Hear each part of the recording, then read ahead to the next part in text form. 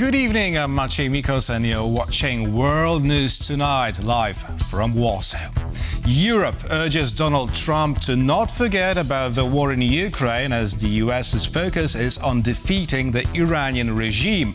We'll have more on that in a moment, but first, here are the latest headlines. They are toast, and they know it. Or at least, soon enough, they will know it. A US submarine sinks an Iranian warship with a torpedo off the coast of Sri Lanka. Polish consulates identified 57 people that could be evacuated from the United Arab Emirates as soon as tomorrow. Poland sends military aircraft to support evacuation efforts of Polish citizens from the Middle East.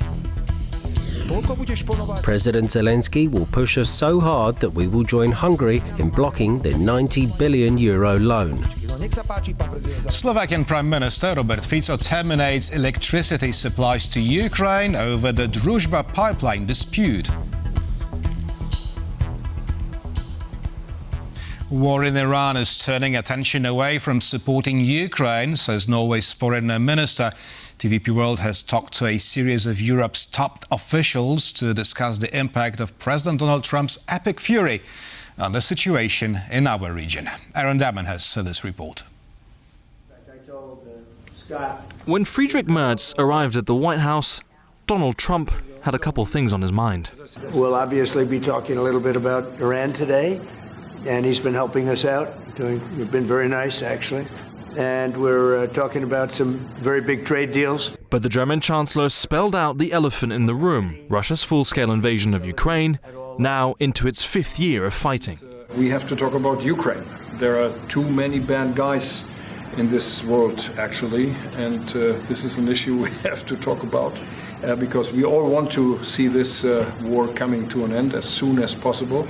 But Ukraine has to preserve its territory and their security interests. Many of us are neighbors of Russia, like Norway. That warning not to forget Kyiv amid the turmoil in the Middle East, also seconded by Norway's top diplomat in an interview with TVP World. Frankly, I am concerned, and I'm particularly concerned, not necessarily that Russia will gain much from this, because they're also, you know, the war in Iran is also weakening an ally of Russia, so it also has its downsides. But the problem is it takes attention away from what should be cause number one, which is the support of Ukraine. In fact, a series of top European officials have spoken exclusively to TVP World this week, some airing their concerns, others striking a more optimistic tone. Russia had a strong partnership with Iran, that the drones that entered our airspace and your airspace, the Shahed drones, are based on Iranian design, partially through the years of the war, also Iranian production or technology transfer.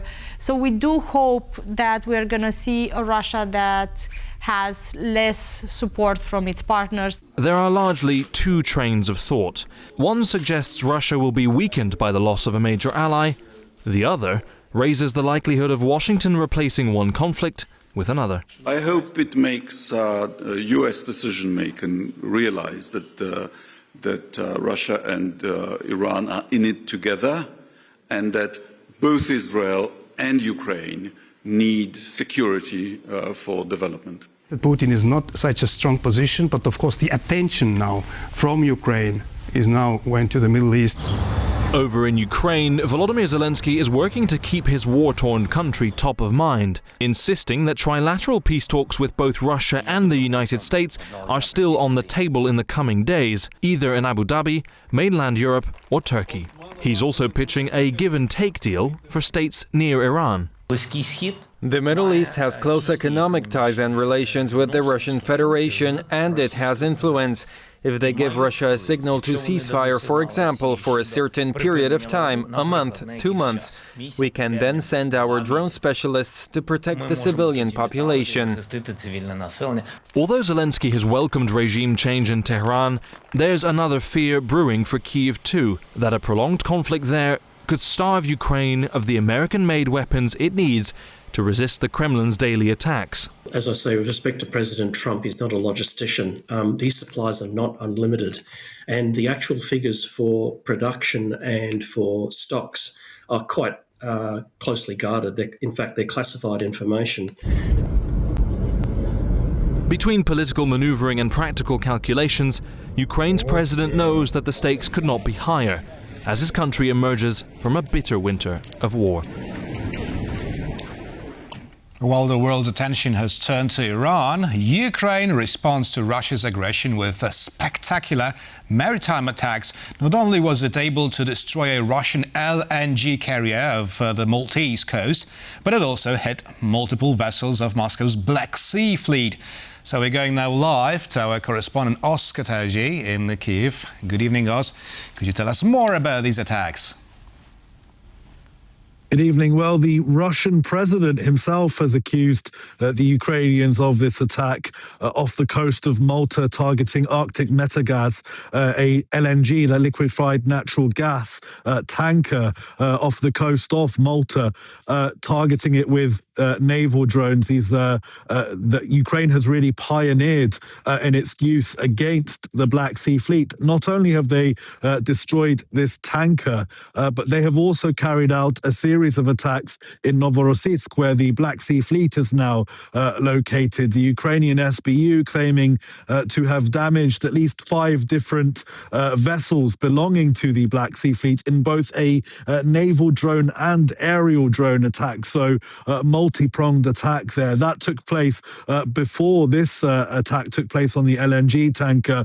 So over the last few days, flying under the radar while much of the world's attention is focused solely on the Middle East, Ukraine has been carrying out these attacks, part of Ukraine's long-standing campaign of attacks against Russia's natural resources, their use of oil, gas, etc., to fuel their war machine, but also the Black Sea Fleet, which has caused Ukraine so much harm operating in that Black Sea region around the Crimean Peninsula, with the Ukrainians using this opportunity to once again target the Black Sea Fleet, something the Russians thought they had seen the back of, given they've installed a large amount of counter-drone measures around Novorossiysk to try and combat this. And somehow the SBU have found a way around that once again, to target the Black Sea Fleet in Novorossiysk. That was Oscar Taji reporting from Kyiv. Thank you very much, Os. And stay safe. An armed conflict between the US, Israel and Iran is escalating fast and well beyond the Middle East. An American submarine has sunk an Iranian warship off the coast of Sri Lanka, bringing the tally to 17 ships destroyed since the beginning of the Epic Fury operation. Piotr Kuchma has this report. Day 5 of Israel and America's assault on Iran brought dramatic news early in the morning. But not from the Middle East. It came from the waters of Sri Lanka. This is the moment when a US submarine struck an Iranian warship in the Indian Ocean with a torpedo. Around 5:08 this morning, the Navy and the Coast Guard received a distress message from a ship belonging to the Iranian Navy called Iris Dena. Sri Lanka's Air Force and Coast Guard launched a rescue operation. When they reached the site, they discovered that the Iranian vessel, seen here in archive footage, had already sunk. Only 32 survivors were taken to hospitals. Around 180 people had been on board. We found people floating in the water and rescued them. Later we confirmed that they were from the Iranian ship. The US quickly confirmed responsibility. An American submarine sunk an Iranian warship that thought it was safe in international waters. Instead, it was sunk by a torpedo. Quiet death. One of the main targets, repeatedly mentioned by President Donald Trump and Defense Secretary Pete Hegseth, and more concrete than the calls for regime change in Tehran, has been Iran's Navy. US Central Command, which is leading American military operations, says 17 Iranian ships have been destroyed since the beginning of Operation Epic Fury. For decades, the Iranian regime has harassed international shipping. Today, there's not a single Iranian ship underway in the Arabian Gulf, Strait of Hormuz, or Gulf of Oman, and we will not stop. Hexet said US forces had already killed the leader of an Iranian unit, allegedly behind a past assassination plot against President Donald Trump. Tehran previously denied allegations of responsibility for the plot. They are toast, and they know it. Or at least, soon enough, they will know it. In Tehran, a 3-day funeral ceremony for former Supreme Leader Ayatollah Ali Khamenei, due to start this evening, has been postponed. Israel is also continuing strikes in Lebanon. New attacks, apparently launched by Iran, have been reported in Saudi Arabia and Kuwait, with Turkey saying NATO air defenses shot down an Iranian missile heading towards its territory. According to CENTCOM, the US-led military buildup in the region includes more than 50,000 troops, 200 fighter jets and 2 aircraft carriers. Israel is also mobilizing reservists, calling up around 100,000 citizens. Meanwhile, a Kurdish militia leader in Iraq says armed Kurdish groups are ready to support operation against Iran. Phone calls between President Trump and the chairman of the Democratic Party of Iranian Kurdistan have taken place. These are not just rumors. However, President Trump has denied that US ground troops will enter Iran. Piotr Kuchma, TVP World. The diplomatic row between the US and Spain deepens after Pedro Sánchez accused Donald Trump of illegal actions towards Iran. You cannot answer one illegality with another because that is how the great catastrophes of humanity begin, the Spanish Prime Minister stated on Wednesday. Our correspondent Laura Hazanov has more. Tensions are rising between Washington and Europe after US President Donald Trump threatened to sever trade relations with Spain. The threats came after Prime Minister Pedro Sánchez refused to let US forces to launch their attacks on Iran from Spanish military bases and described the joint US and Israeli operation as illegal. Speaking on Tuesday alongside German Chancellor Friedrich Merz, the US president said he had instructed officials to sever ties with Madrid. Spain has been terrible. In fact, I told Scott to cut off all dealings with Spain. Merz had stayed largely silent during Trump's remarks, drawing stark criticism from Spain's Foreign Minister Alvarez, who had questioned whether Berlin had shown enough solidarity. The European Commission, however, has declared their full support. I want to be very clear.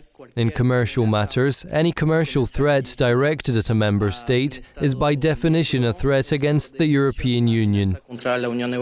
While Spain has secured firm backing from Commission President Ursula von der Leyen and French President Emmanuel Macron, others find themselves in a more precarious position. Donald Trump also targeted British Prime Minister Keir Starmer, criticizing his initial refusal to allow US strikes on Iran to launch from UK bases. Though London later approved US operations for what it called defensive actions, Donald Trump has remained displeased. For TVP World from Brussels, Laura Hazanov. The plane will fly for the sick, but as far as possible we will evacuate everyone in need, says Prime Minister Donald Tusk, as Poland is looking to bring home its citizens from the Middle East. The details of Poland's evacuation plan were presented by Poland's Foreign Minister Radosław Sikorski at a press conference of the Council of the Baltic States in Warsaw. Kazimierz Łysiak has the details. Poland will be sending a medical plane to the Middle East to evacuate some of its citizens. The evacuations of Poles from the Middle East continue, but as Polish Prime Minister Donald Tusk announced today, there will be a special plane which will be helping some of Polish citizens to get back safely to their country. I have made the decision to utilize aircraft at the disposal of the Polish armed forces to support the evacuation of Poles from the Middle East. The appropriate request in this matter has already been submitted to the President. Polish consulates identified 57 people that could be evacuated from the United Arab Emirates as soon as tomorrow. Our embassies in Egypt received 736 people. Some evacuations were also carried out by sea. The Polish authorities are also urging the Polish citizens not to travel to the Middle East if they don't have to. They're saying the entire region is very much volatile, with Iran's retaliatory strikes targeting virtually all countries in the entire region. These evacuations will continue in the coming days. However, there aren't that many Polish citizens left in the region. Some evacuations have already been completed, others are still going on. From Warsaw, Kazimierz Łysiak, TVP World. Slovakia is no longer supplying Ukraine with emergency power supplies. Prime Minister Robert Fico has announced the decision comes as a response to the closure of the Druzhba pipeline, which provided Slovakia with Russian oil. Our correspondent Andrew Sweeney has the details. More than a month after the Druzhba pipeline stopped processing Russian oil to Hungary and Slovakia, that country's Prime Minister Robert Fico is making good on his threats. A week ago, he said he'd refuse requests for emergency electricity from Ukraine. Today, he announced that that supply is fully terminated. The contract is definitely being terminated because from the moment we announced it last week, nothing went to Ukraine in terms of emergency supplies.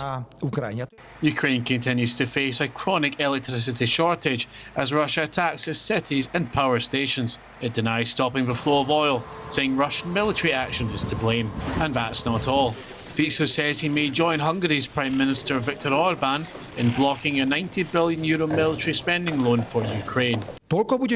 This is the first step, and we are going to consider what will happen next. President Zelensky will push us so hard that we will join Hungary in blocking the €90 billion loan. Well, go ahead, President Zelensky. Test our patience.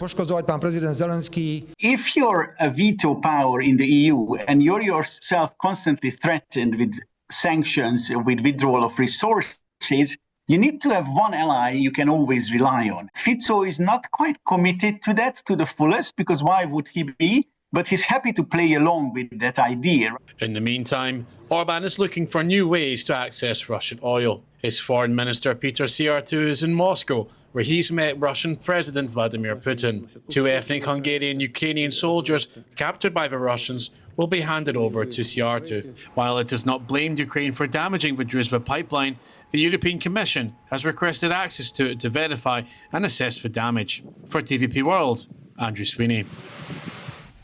The epic fury unleashed by Donald Trump on Iran is sending ripples across the globe. What consequences would it have for Europe and the war in Ukraine? To talk about it and more, we're joined by Lieutenant General Ben Hodges, former commander of US Army Europe. Good evening, General. Good evening, Maciej. So Ukraine's President Volodymyr Zelensky has suggested, well, trading interceptor drones for Patriot PAC-3 missiles. Those are also interceptor missiles. Is this something the US and Arab countries, which cannot fully protect themselves from Iran's Shahed attacks, can agree to? I think that nations are learning what the Ukrainians already knew about how to defend against the Shahed drones. I think that the idea of using a Patriot interceptor against something like that, of course, that's a wrong application of a capability and not one that any of us can afford. I think that we would be wise, all of the countries in the Gulf region would be wise to invite Ukraine to provide some technical expertise to come and teach how to do this more effectively. Now let's talk about drones a little more. Ukrainian media claim that a Russian-made Heran drone was shot down over Dubai in the United Arab Emirates as part of the Iranian aerial assault. Now, what consequences would it have if indeed a modern Russian drone, if they were used in attacks on Arab states? Well, you know, Russia and Iran have been allies or partners for quite some time. And so it would not surprise me that if Iran had Russian-made capabilities or were using them somehow, just like Chinese technology shows up a lot of times in Russian weapons. So I think the technologies that Iran is using, I mean, they're fighting for their survival. the IRGC is not interested in negotiating. They're only interested in outlasting the United States and Israel. So they're going to use everything they can to broaden the scope of this war, to drag in more countries, to make it too expensive and uncomfortable for the United States to continue. The question is whether this sort of approach will work. But let's talk about Ukraine a bit more. Ukraine was able to destroy a Russian LNG carrier with naval drones sent from the Libyan coast. Now, what does it tell us about Kiev's capabilities? And should we expect more such attacks, especially now that energy prices are soaring due to the war in Iran? I think that Ukraine knows that their path to victory runs through the destruction of Russia's oil and gas industry, the ability of Russia to export oil and gas to China and India and other customers. And so attacking refineries and now attacking ships, all of this is intended to wreck Russia's ability to get resources, revenue from their customers for Russian oil and gas. And it would be even more helpful if European countries would stop the shadow fleet vessels out in the Baltic Sea and the Black Sea. That would bring an end to this even more quickly. So I'm not surprised that Ukraine has done this. What's impressive is how they continue to get better and better at long-range precision strike capability. Well, there's more to it. Let's talk about the Russian Navy. The news of the attack on the LNG carrier comes on the heels of another attack, a Ukrainian drone strike, which reportedly damaged 5 Russian vessels in the Novorossiysk Black Sea base.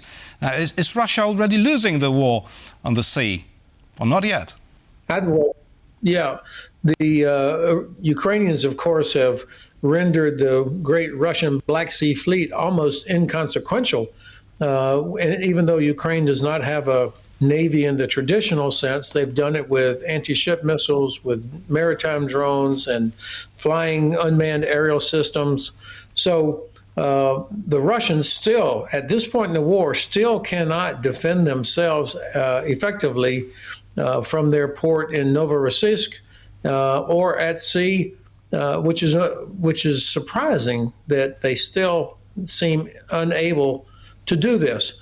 Now, again, Ukraine needs help to get to the scale to accomplish what it is they want to do. They've got the technology, but they don't have the capacity to make these kinds of capabilities in great quantity. And so this is where I think European companies, American companies, others could invest in helping Ukraine grow the size of this capability. Now, talking about technology, there's more good news coming from Ukraine. Ukraine's commander-in-chief, General Syrskyi, claims that Kyiv was able to reclaim more territory last month than Russia actually captured in the same period. Now, this was mostly due to Stalin's shutdown for Russian troops. But is this a temporary setback for Russia or a major game changer already?